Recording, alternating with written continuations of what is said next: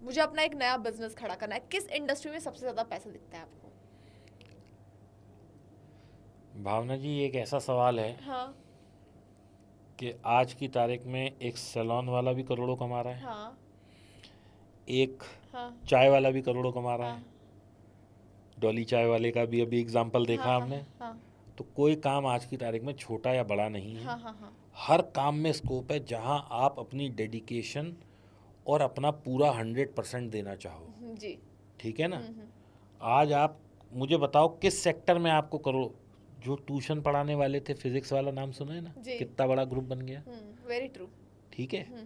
तो हम ये भी नहीं कह सकते कि मास्टर तो छोटा ही काम होता है जो ट्यूशन पढ़ाते थे पहले हाँ वो। हाँ हाँ हाँ। अब हम कौन सा सेक्टर ऐसा है जहाँ करोड़पति हमें नहीं दिख रहे। सिर्फ दिक्कत क्या है कि हम दूसरों को देख रहे हैं, हम अपने स्किल सेट पे काम नहीं कर रहे हैं। The very day we will start working on our skill set, कोई ऐसा काम नहीं है जिसमें करोड़ों, मैं तो कह रहा हूँ आप यूनिकॉर्न बना सकते हैं। बस आपकी डेडिकेशन और लगन होनी चाहिए। कौन से ऐसे 3 फैक्टर हैं जो हमें ध्यान रखना चाहिए बिजनेस स्टार्ट करने वक्त?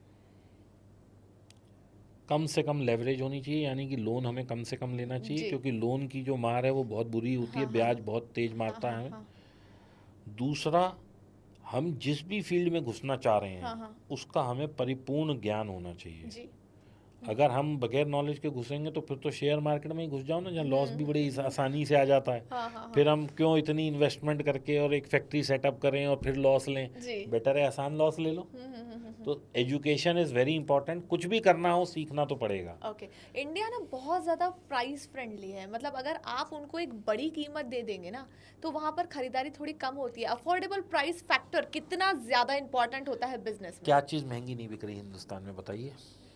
आज आप रोलेक्स के यहाँ चले जाइए कि मुझे घड़ी चाहिए, हाँ, लग्जरी ये मार्केट मैं तो बढ़ रहा है, नो 30 डाउट। लाख रुपए की घड़ी लेना चाहता हूँ, वो कहते हैं भाई साहब 1 साल बाद आना। हाँ हाँ आज आप गाड़ियाँ देखिए, मर्सिडीज नहीं बिक रही, BMW नहीं बिक रही।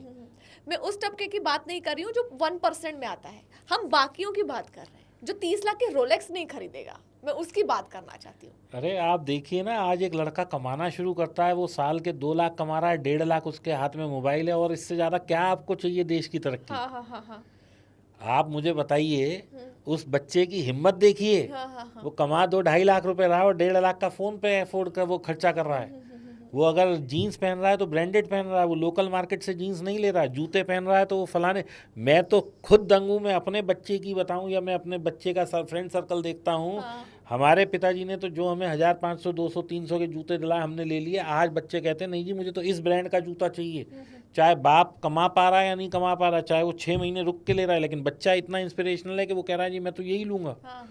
आप बताइए किस चीज़ में हमारे यहाँ मतलब वो कंजम्पशन नहीं हो रही, या कौन सा सेक्टर ग्रो नहीं कर रहा। अच्छा, लग्जरी मार्केट भारत का इतना क्यों बढ़ता जा रहा है? क्योंकि लोगों के अंदर इंस्पिरेशन की वो है। हाँ हाँ हर आदमी चाह रहा है कि मैं अभी मारुति चला रहा हूँ, मैं होंडा चलाऊँ, फिर होंडा से मैं ये चलाऊँ, मैं ये से ये चलाऊँ, फिर मैं मर्सिडीज चलाऊँ। तो एक इंस्पिरेशन है, और मैं कहता हूँ सपने होने चाहिए। अगर सपने हैं तो ही तो ग्रोथ है। ओके।